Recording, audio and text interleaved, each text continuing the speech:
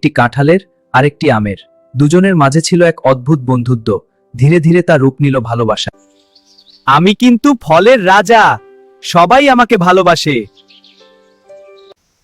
আমার ভেতরে আছে ভিটামিন এ, সি। আমি চোখ ভালো রাখি, রোগ প্রতিরোধ শক্তি বাড়াই। হ্যাঁ, তুমি মিষ্টি আর রসালো, কিন্তু আমি পুরো পরিবারকে পেট ভরাতে পারি। এই, তুই এত বড় কেন রে? ভারী লাগছে না? আর আমার ভেতরে আছে শক্তি, আঁশ, পটাশিয়াম। আমি শরীরকে শক্তি দিই, হজম ভালো করি। বাগানের হাওয়া মিষ্টি হয়ে উঠল। তারা বুঝল দুজনেই গুরুত্বপূর্ণ।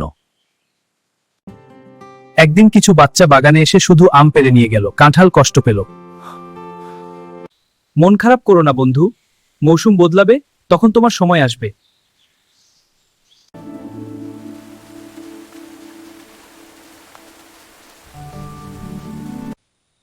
দেখো, আমাদের দুজনেরই সময় আছে। প্রকৃতি কাউকে ছোট করে না। আমরা আলাদা হলেও একে অপরের পরিপূরক। হ্যাঁ, তুমি স্বাদের ভালোবাসা, আর আমি পুষ্টির শক্তি। একসাথে আমরা মানুষকে সুস্থ রাখি।